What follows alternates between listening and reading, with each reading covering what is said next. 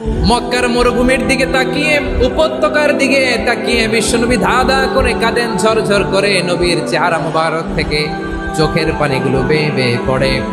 আমার জন্মস্থান, আমার শৈশব, কৈশোর, যৌবন কেটেছে এই মক্কায়। আমার এলাকায় আমি ঢুকতে পারি না। বিশ্বনবী মক্কার অনতি দূরে দাঁড়িয়ে জায়েদকে পাঠালেন, জায়েদ যাও, দেখো কেউ আমাকে সাপোর্ট করার মতো আছে কিনা, যাও অমুকের কাছে যাও। সৈয়দনা জায়েদ গেলেন, তারাও প্রত্যাখ্যান করে ফিরিয়ে দেয়। বিশ্বনবী বললেন যাও অমুক লোকের কাছে যাও, তিনিও প্রত্যাখ্যান করে ফিরিয়ে দিলেন। কেউ বিশ্বনবীকে আশ্রয় দিতে রাজি হয় না। নিজ জন্মভূমিতে বিতাড়িত বিশ্বনবী, সর্বশেষ বিশ্বনবী বললেন যাও মুতঈম ইবনে আদির ঘরে যাও। মুতঈম ইবনে আদি মুশরিক, তার কাছে যাও। গেলেন, মুতঈম ইবনে আদি রাজি হয়ে গেল। সুবহানাল্লাহ বলেন। দেখেন, অনেক বিপদের সময়ও আমি নিজে সাক্ষী, সামাজিকভাবে রাজনৈতিকভাবে কত ঝঞ্ঝা, কত ষড়যন্ত্র, কত কনস্পাইরেসি পানি দিয়ে আমাদেরকে সামনে এগিয়ে যেতে হয়। এই শত্রুদের ভেতরেও একজনকে দাঁড় করিয়ে দেয় যে আল্লাহর কোরআনের জন্য রেডি হয়ে যায়। পড়েন সুবহানাল্লাহ। মুতঈম ইবনে আদি, আল্লাহ তার মনকে নরম করে দিলেন। মুতঈম বলে, মুহাম্মদ আমি তোমাকে আশ্রয় দিব। তার দুই ছেলেকে পাঠালেন, যাও খোলা তলোয়ার নিয়ে, স্কট দিয়ে, গার্ড অফ অনার দিয়ে মুহাম্মদকে মক্কায় ঢুকাও, আর বলো আমি আমান দেব। আমান কি দিব? আমান মানে সিকিউরিটি, নিরাপত্তা। সিকিউরিটি ছাড়া, আমান দেওয়া ছাড়া কেউ থাকতে পারতো না মক্কায়। দুই ছেলে বিষ্ণু ইসা ইসলামকে নিয়ে আসলো। নবী কাবার চারদিকে তাওয়াফ করলেন, নামাজ পড়লেন। আবু জাহেল, উতবা, শাইবা, ওয়ালিদ ইবনে মুগীরা সবাই দেখে, কেউ কিছু করতে পারে না। কারণ মুতঈম ইবনে আদি ঘোষণা দিয়েছেন, আমি মুহাম্মদকে আমান দিয়েছি, মুহাম্মদের গায়ে যেন কেউ স্পর্শ না করে। আওয়াজ করে পড়েন সুবহানাল্লাহ। নবীর এই বিপদকালে মুহূর্তে মুতঈমের হৃদয়টারে নরম করে দিল কে? আচ্ছা, লালমনিরহাটের ভাইয়েরা বলেন, এই মুতঈম কি মুসলিম ছিল না মুশরিক? সবাই বলতে হবে, মুসলিম না মুশরিক? তাহলে মুশরিকের কাছ থেকে নবী পলিটিক্যাল অ্যাসাইলাম, আধুনিক রাষ্ট্রবিজ্ঞানের ভাষায় পলিটিক্যাল অ্যাসাইলাম, যেটাকে বলে রাজনৈতিক আশ্রয়, ওনার আমান বা নিরাপত্তার এই ঘোষণায় তিনি মক্কায় ঢুকলেন। যতদিন নিরাপত্তা ছিল ছিলেন। মুতঈম যখন মারা গেল, বিষ্ণু ইসলাম হিজরত করে মদিনায় চলে গেলেন। সুবহানাল্লাহ। কিন্তু মুতঈম যে বিশ্বনবীর উপকার করছে, এটা বিশ্বনবী ভুলে নাই। আমাদের অনেকে আছে, উপকার করার পরে আর খেয়াল থাকে না, খাওয়ার পরে গলা দিয়ে নামলে আর খেয়াল থাকে না। এরকম আছে না নাই? আমার নবী ভুলে নাই। বদরের প্রান্তরে 70 জন কাফেরকে যখন বন্দি করে বিশ্বনবীর সামনে হাঁটু গেড়ে দাঁড় করানো হলো, বসানো হলো, 70 জন কাফের। কয়জন? বিশ্বনবী তাদের দিকে তাকিয়ে বললেন, সহিহ বুখারীর বর্ণনা, লাউ কানাল মুতঈম ইবনে আদি হাইয়ান সুম্মা কাল্লামানি হাউলাইন নাতনা লা তারাকতুহুম লাহু। বদরের প্রান্তরে 70 জন বন্দী কাফিরের দিকে তাকিয়ে আমার নবী বললেন, আজকে মুতঈম ইবনে আদি যদি বেঁচে থাকতো আর তোমাদের 70 জনের ব্যাপারে যদি মুতঈম এক বাক্যে একটা সুপারিশ করত, তার সম্মানে আজকে তোদের সবাইকে আমি মাফ করে দিতাম। সুবহানাল্লাহ নাই? ওই যে চিল্লাচিল্লি যে কথা বোঝে নাই, কোন জিনিস মিস করছে ওরা নিজেরাও বোঝে নাই। বিশ্বনবী মুতঈমের এই সাহায্যের কথা বলে নাই। 70 জন মুশরিক হাঁটু গেড়ে বসা, নবী চাইলে এখনই এক্সিকিউশন অর্ডার দিতে পারে। তিনি বললেন, আজকে যদি মুতঈম বেঁচে থাকতো আর মুতঈম যদি তোদের জন্য সুপারিশ করতে, এই আবর্জনাগুলোর ব্যাপারে সুপারিশ করতে, আমি মুহূর্তেই তোদেরকে এমনি মাফ করে দিতাম। ইসলাম আমাদেরকে শিখায়, সূরাতুল আনআমের 108 নম্বর আয়াত থেকে আমরা বুঝলাম, কোনো ধর্মকে ছোট করা যাবে না। অন্য ধর্মকে ছোট করা মানে ইসলামকে ছোট করা। অন্য ধর্মের দেবতাকে গালি দেওয়া মানে আল্লাহকে গালি খাওয়া। আওয়াজ করে বলেন ঠিক কি না? খবরদার, এটা করা যাবে না। আর অন্য ধর্মের দেবতাকে যদি আপনি গালি দেন, ওরা ইসলাম থেকে দূরে সরে যাবে।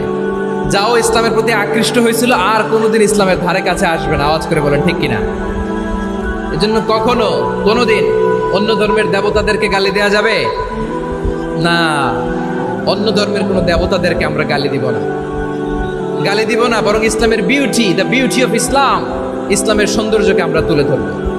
আমরা যদি বিশ্বনবী সাল্লাল্লাহু আলাইহি ওয়াসাল্লামের জীবনের দিকে তাকাই, তাহলে আমি দেখব বিষ্ণু ইসলাম মক্কাতে কিংবা মদিনাতে অন্য ধর্মের লোকদের সাথে খুব পিসফুলি লাইফ লিড করেছেন।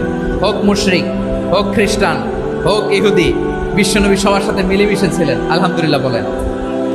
ইসলাম হচ্ছে পিসফুল রিলিজিয়ান। অন্য ধর্মের প্রতি সহনশীলতার সবক ইসলাম আমাদেরকে দেয়। কিন্তু প্রতিটি মুসলিমের এটা মনে রাখতে হবে, আল্লাহর কাছে পছন্দনীয় গ্রহণযোগ্য ধর্ম জীবনাদর্শ একটি, সেটা হচ্ছে ইসলাম। আওয়াজ করে বলেন, সেটা কি? লালমনিরহাটের ভাইয়েরা আওয়াজ করে বলুন, আল্লাহর কাছে মনোনীত ধর্ম একটি, সেটা কি? এজন্য রব্বুল আলামিন বলেন, ইন্নাদ-দীনা ইনদাল্লাহিল ইসলাম, আল্লাহর কাছে মনোনীত গ্রহণযোগ্য অ্যাকসেপ্টেড ধর্ম মতাদর্শ একটা, সেটা হলো ইসলাম। ইসলাম ছাড়া অন্য কোনো ধর্ম যদি কেউ তালাশ করে, তার ওই ধর্ম আল্লাহ গ্রহণ করবে না। ومن يبتغي غير الإسلام دينا فلن يقبل منه وهو في الآخرة من الخاسرين. Whoever seek anything except Islam, that won't be accepted from him, and he will be loser in the day of judgment. কিয়ামতের দিন ইসলাম ছাড়া কেউ যদি অন্য কোনো ধর্ম তালাশ করেছে দুনিয়াতে, তার এই মতাদর্শ গ্রহণ করা হবে না, and he will be loser. সে হবে লুজার, ক্ষতিগ্রস্ত, হাই হাই কোম্পানির ম্যানেজার। ওর আমও শেষ, সালাও শেষ। আওয়াজ করে বলেন ঠিক কি না? এজন্য ইসলাম পেয়ে আমরা খুশি না বেজার? প্রত্যেক নামাজ শেষে আমরা আল্লাহরে বলি, আল্লাহ রাদিতু বিল্লাহি রাব্বা ওয়া বিল ইসলামি দীনা ওয়া বি মুহাম্মাদিন নাবিয়ান ওয়া রাসূলা। ও আল্লাহ, তোমারে রব হিসেবে পেয়ে আমরা খুশি। ও আল্লাহ, ইসলামকে ধর্ম হিসেবে পেয়ে আমরা খুশি। বিশ্বনবীকে আমাদের রাসূল পেয়ে আমরা খুশি। ঠিক কিনা বলেন? ইসলাম ছাড়া অন্য কোনো ধর্ম আমরা গ্রহণ করব না। ঠিক কিনা বলেন? আল্লাহর কাছে অ্যাকসেপ্টেড রিলিজিয়ান একটা, সেটা ইসলাম। তো বিশ্বনবী সাল্লাল্লাহু আলাইহি ওয়াসাল্লাম মক্কাতে কিংবা মদিনাতে খুব পিসফুলি এক্সিস্ট করেছেন, যে কোনো ধর্মের সাথে মিলেমিশে চলেছেন। তার প্রমাণ আমরা যদি রাসূল সাল্লাল্লাহু আলাইহি ওয়াসাল্লামের বায়োগ্রাফির দিকে তাকাই, তাহলে দেখব তিনি মুশরিকদের সাথে পিস ট্রিটি করেছেন, শান্তি চুক্তি, পিস ট্রিটি, পিস এগ্রিমেন্ট। আপনারা হুদাইবিয়ার সন্ধির নাম শুনেছেন? আমার লালমনিরহাটের কলিজার টুকরা ভাইয়েরা, হুদাইবিয়ার সন্ধির নাম আপনারা শোনেন নাই?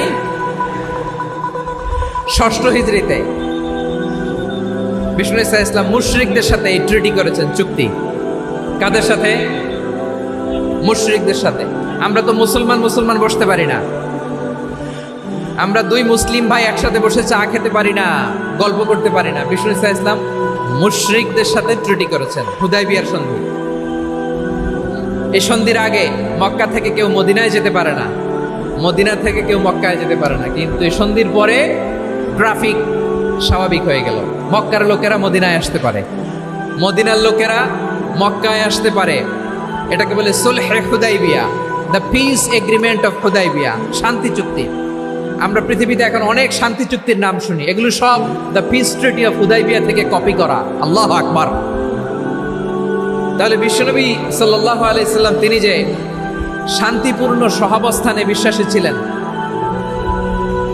মুসলমানেরা যে অন্য ধর্মের প্রতি সহনশীল, তার প্রমাণ হচ্ছে এই পিস ট্রিটি। বিষ্ণু ঈসা ইসলাম মদিনায় যে কি করলেন? মদিনায় যে বিষ্ণু ঈসা ইসলাম মদিনা চার্টার করলেন, মদিনা সনদ, সাহিফাতুল মদিনা, এটার বলে মদিনা চার্টার। যে ওয়েস্টে, ইউরোপে, আমেরিকাতে তারা অনেক চার্টার করে, সব চার্টার মদিনা চার্টার থেকে কপি করা। আওয়াজ করে পড়েন সুবহানাল্লাহ।